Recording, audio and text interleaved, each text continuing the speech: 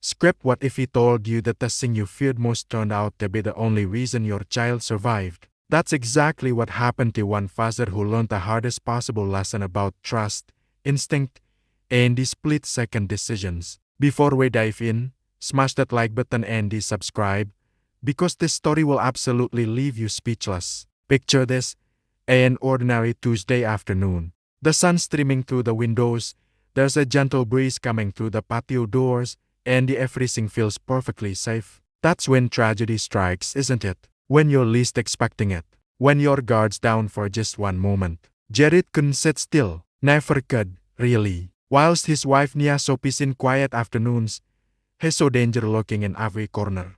Call it paranoia, call it fatherly instinct, whatever label you stick on it, the man was constantly on edge. And honestly, he had every right to be. Their son, little Theo, had just turned 8 months old. That magical age where babies start exploring everything, crawling about, grabbing whatever catches their eye. 1 minute they're in front of you, the next they've somehow made it halfway across the room. Quick little things, aren't they? Now, Jared had been banging on about the patio door for weeks. Keep it locked, Nia. Seriously, keep it locked. But you know how it goes. One person's caution is another person's overreaction. Nia would roll her eyes, insist he was being dramatic. He's only a baby, laugh. You're worrying over nothing. Except it wasn't nothing. That afternoon, Jared was planted in front of his laptop, headphones on, trapped in yet another mind-numbing video call about shipment delays. The kind of meeting that makes your soul want to escape through your ears.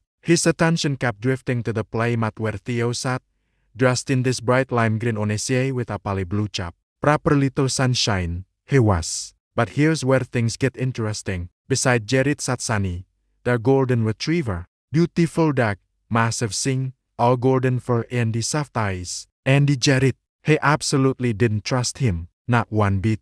Too big, he'd mutter to Nia constantly. One wrong move and he could hurt Theo. Dogs that size don't belong around babies. Sunny seemed to sense this distrust too. The poor thing would lower his ears whenever Jared raised his voice, keeping a respectful distance from the baby whilst never quite taking his eyes off him. Strange behavior that, almost like Sunny knew something Jared didn't.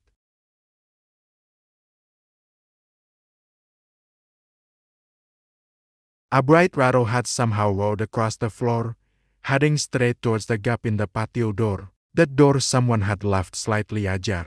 Tiny hands slapped against the tiles as Theo pushed himself forward, crawling with the determined focus only babies have. Closer to the door, closer to the sunshine, closer to the pool just beyond. Then it happened. No more dramatic music, no more warning signs, no more chance for anyone to react. Theo reached for the rattle, his little body tipped forward, and he simply disappeared beneath the water's surface. The sound? Barely a ripple, just a soft, quiet plop that got swallowed up by the stillness of the pool. And then nothing, absolute silence. Theo's small body sank, arms jerking once before going limp.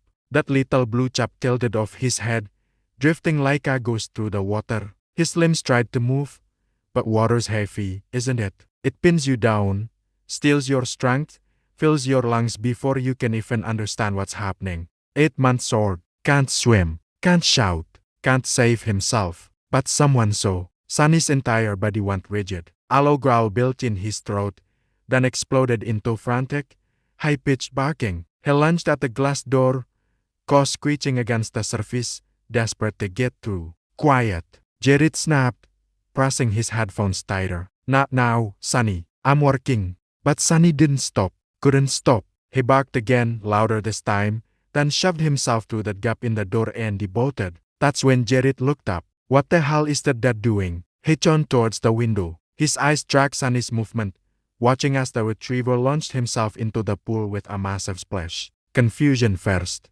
Then his gaze dropped lower, beneath the waterline, and his entire world shattered. Sir, lying face down on the poly tiles at the bottom of the pool, was a tiny figure in lime green. His son, his baby boy. The human brain does funny things in moments of crisis. Sometimes it just refuses to accept what it's seeing. No more, Jared's mind screamed. That's not real. That can't be happening. Not Theo. Not my Theo. But it was. Underwater, Sunny was already moving. golden fur streaming through the blue like fire. He dove down, shoving his nose under Theo's chest, trying desperately to flip him over. When that didn't work, he clamped his jaws around the soaked fabric and he pulled with everything he had. Theo! The name tore from Jared's throat like broken glass. His headset clattered to the floor. He stumbled towards the door, ripping it wider. Nia, get out here now! Tiny bubbles escaped from Theo's lips, floating upward like fading prayers. His body stayed completely limp, but Sunny wouldn't let go. He thrashed, paddled, jerked his head, refusing to give up. Jared kicked off his shoes and vaulted into the pool. The cold water hit like a physical blow, but he didn't feel it. Couldn't feel anything except pure terror. His arms chewed through the water, reaching for that small green bundle. Hold him, Sunny. Just hold him up. The duck pushed harder, muzzle pressed the fabric, fighting gravity in the water until finally, Jared's hands closed around his son. He yanked Theo close and he surged upward, breaking the surface with a desperate gasp. Theo, baby, breathe. Come on, breathe. He staggered to the steps, water streaming down his face, mixing with tears. He didn't know he was crying. He hauled Theo onto the stone deck, laying him flat. The Onissi clung to the baby's chest, completely soaked through. Theo's lips had gone pale. His eyes were barely open, just thin slits of blue showing through. No more, no more, no more. Jared's voice cracked. He slapped the tile with his palm, as if the sound could somehow wake his son. Come on, son, don't do this to me. That's when Nia burst through the door, bottle in hand. It slipped from her fingers, shattered against the stone, milk splashing across the wet deck. Her scream chewed through the air like a knife. Jared, what happened? He's not breathing. Those 3 words. The worst 3 words any parent can say. Jared pinched Theo's nose, sealed his lips over the baby's mouth, tried to blow air into those tiny lungs. Nothing. He pressed again, started chest compressions with trembling fingers. His hands looked massive against Theo's small body. Come on, come on. Tears mixed with pool water, dripping down his face onto his son's chest. Sunny barked once, sharp and urgent, then lowered his head and licked Theo's cheek, nudging him gently as if begging for any sign of movement. Call 999 now. Jared's roar shook the air. Nia's hands fumbled for her phone. She could barely unlock the screen. Her fingers were shaking so badly. Hurry! Jared snapped again, pumping their son's chest with desperate rhythm. I'm yelling, she sobbed, hitting the call button. When the dispatcher answered, her voice completely cracked. My baby? He's not breathing. He fell into the pool. Jared bent low, blowing air into Theo's mouth again. Breathe, damn it. Don't you dare leave us. His voice broke into raw pleading. You're my only boy. You hear me? You breathe.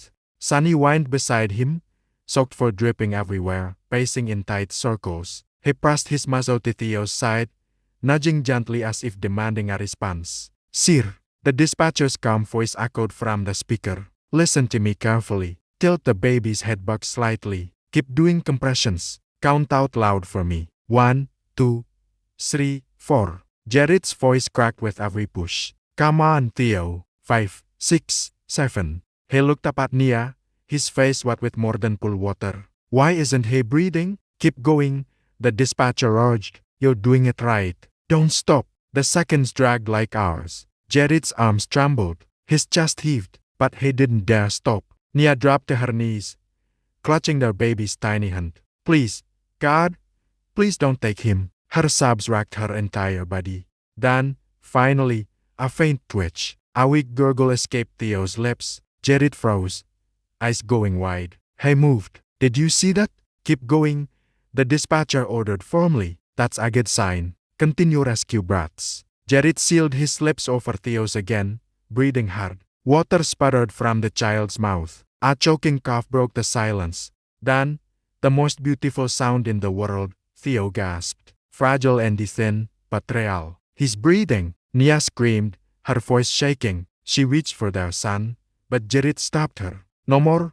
Keep him flat until they arrive. Sirens wailed in the distance, growing closer. Sunny barked sharply, as though summoning them faster. The paramedics burst through the gate, medical bags slamming against their sides. One knelt immediately, taking Theo from Jared's arms. How long under? Not more than 2 minutes, I think. Our duck pulled him up. Jared's words stumbled out in a rush. Please, just save him. The medic worked fast, placing a tiny oxygen mask over Theo's mouth whilst another checked vitals. A nod. He's shallow but responsive. You did brilliant compressions. You probably saved him. Not me, Jared whispered hoarsely, turning towards the dripping golden retriever. Sunny sat stiff, eyes locked on the baby, chest rising with heavy breaths. Jared's throat closed. He did. The dog. He saved him. Theo coughed again, stronger this time, followed by a small whimper. Nia collapsed into Jared's arms, both of them crying openly as the medics lifted their boy into the ambulance. They climbed in, Sunny trying to follow, only to be stopped. Jared pointed fiercely. He comes. That comes with us. The medic hesitated, then gave a short nod. Fine. Back corner. Through the entire ride, Jared held Nia's hand whilst their other hands clung to Theo's tiny foot. Every time the baby wheezed or whimpered, both parents froze. Sunny stayed crouched at their feet, soaked full pooling water on the floor, refusing to look anywhere except at Theo. At hospital, doctors took over, tests, oxygen, careful monitoring. Finally, a gray-haired pediatrician returned, pulling off his gloves. He inhaled water, but the time under was short. You brought him in fast. He's going to make a full recovery. Nia collapsed again, this time with poor relief. Jared pressed his fists to his forehead, whispering thanks over and over. Sunny wagged his tail faintly, nudging Jared's knee until the man bent low and, for the first time, hugged the dog tight. I thought you were a risk, Jared whispered into what for. But you're the reason my son's alive. You're our hero. Days later, back home, Theo giggled again for the first time since that awful day. He reached for Sunny's ears, tugging them with baby strength. Sunny didn't flinch, just leaned closer, accepting the attention like it was his purpose. Jared and Nia exchanged a look across the room. Exhaustion, gratitude, and a silent vow passed between them. Never again would they underestimate either their son's curiosity or their dog's loyalty. Jared installed new locks, alarms, and the proper pool fans. He scheduled infant swimming lessons, booked a trainer to refresh Sunny's rescue instincts, and he told every visitor who would listen, "This dog saved my boy's life." Neighbors often asked about the change in Jared's voice when he spoke of that day. He never dramatized it. Seconds, he'd say simply, "We were only seconds away from losing him. And if not for Sunny, we would have." The family moved forward, changed, more cautious, more grateful, and bound by a truth no more time could erase. Courage had 4 legs, golden fur, and the eyes that never looked away when it mattered most. But late at night, when the house was quiet, Jared still replayed the terrible image. The lime green body on the poly tiles, the golden fur streaming through blue water, his own voice breaking as he screamed for help. And every time he remembered, he'd find Sunny, kneel down, and whisper again, "Thank you." The story doesn't end with tragedy, but with a humbling truth Jared had nearly ignored. Sometimes the guardian you distrust is the one willing to dive first. And sometimes a dog carries more courage than the man who calls himself father. Here's what I need you to take away from this. Trust your instincts, yes, but also trust the instincts of those around you. Sunny knew his son's danger before any human could react. That's the power of pure, unconditional loyalty. If this story moved you, do me a favor. Hit that like button, share this with someone who needs to hear it, and subscribe so you never miss another incredible real-life story like this one. Drop a comment below if you've ever witnessed an animal save a life. Your story might just inspire someone else today. Cheers for watching, and remember, heroes come in all shapes, sizes, and species.